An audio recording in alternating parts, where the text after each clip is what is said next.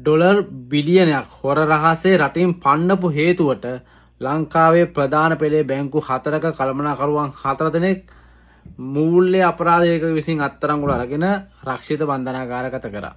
අපේ රටේ මහ බැංකුවේ සංචිතයේ තියෙන්නේ ඩොලර් බිලියන 6ක් 7ක් වගේ ප්‍රමාණයක් මේ වෙනකොට.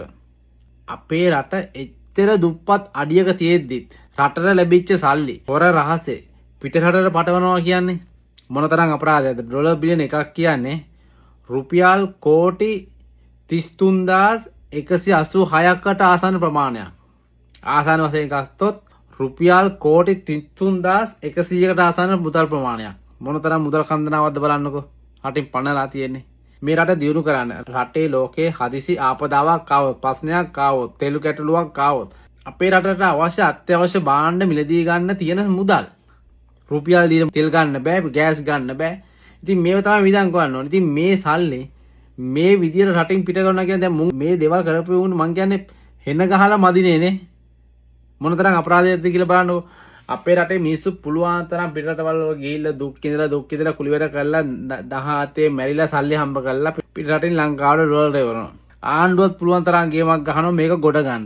ඒ අතරේ උගත් කියලා හිතාගෙන ඉන්න රටේ වැදගත් කියලා හිතාගෙන ඉන්න සමහර කාලකන්ණි ටිකක් එකතු වෙලා මේ විදියට රටේ සල්ලි පිටරටට පටවන්න ගත්තාම, හොරකම් කරන්න ගත්තාම, දේශපාලක හොරකම් කරන්න ගත්තාම, මහා පරිමාණ ව්‍යාපාරික හොරකම් කරන්න ගත්තාම රටේ ඉන්න දුප්පත් මිනිස්සු විතරක් මේක ගොඩ ගන්න පුළුවන්ද?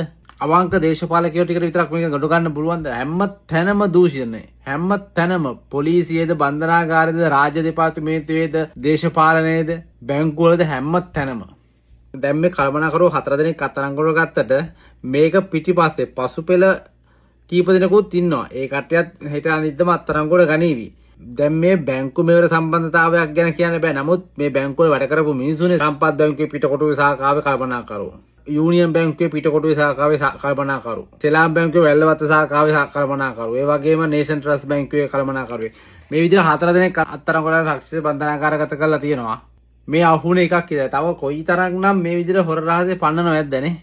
ඉතින් රටක් විදියට අපි කොච්චර දුක් මහන්සි වෙලා වැඩ කරත්, කැපවීම කරත් ගොඩ යන්න පුළුවන්ද මේ වගේ කාලකණිටියක් එකතු වෙලා ඉන්නකොටනේ. 4-5 දෙනෙක් අහුනාට මේක ඇතුලේ එක්කෙනෙක් විතරක් නෙමෙයි ඉන්නේ. මේක ඇතුලේ හොර ව්‍යාපාරිකයෝ ඉන්නවා, කුඩුමද්‍රව්‍ය ජාලයේ ඉන්නවා, අපරාධකාරයෝ ඉන්නවා, දේශපාලකයෝ ඉන්නවා. මේ හැම එකකම Taman අයථා විදිහට හම්බ කරගත්තු මුදල් තමයි මේ එක එක හරහා මුන්ට ගණන් කීයක් හරි දීලා මෙහෙම පිටරට පටවන්නේ.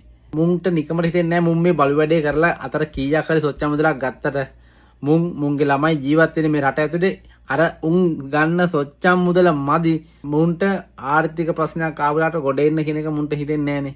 දැන් අපි නම් ඉස්සෙල්ලා හිතන්නේ මේ රට කොහෙන් හරි හැදෙන්න ඕනි කියන තැනනේ.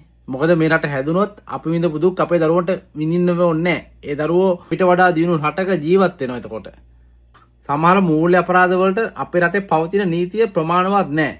ඒක නිසා තමයි සමහර බැංකු වලින් කළමනාකරු අරුමු කෝටි ප්‍රකෝටි බිලියන ගණන් වලින් හොරකම් කරන්නේ. ඒ වයින් හොරකම් කරාම හිඩස් තියෙන තැන් වලින් ටික දවසක් දනුවන් ඉඳලා මේ එළියට එනවා. ඒක තමයි සක්විතිරණ සිංහට උනේ.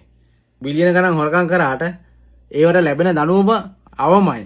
ඒක නිසා උන් එළියට එනවා. මේ මූල්‍ය අපරාධ වලට, කුඩුමද්‍රව්‍ය ජාල වලට, අපරාධ වලට මේ හැම දෙයකටම දෙන දනුවම් වැඩි කරා නම් මිනිස් ජීවිතාන්තය දක්වා හිරේ යවුවනම් අවුරුදු 30ක් 40ක් හිරගෙදරට දැම්මනම් බරපතල වැඩ ඇතිව මේ වගේ වැරදි කරාම තමන් සතු සියලුම දේපල රාජසන්තක කරන තැනකට නීති හැදුවනම් මේ රටේ අපරාධ කරන්නේ මේ වගේ අපරාධ කරන්නේ ඇත්තටම අඩු වෙනවා.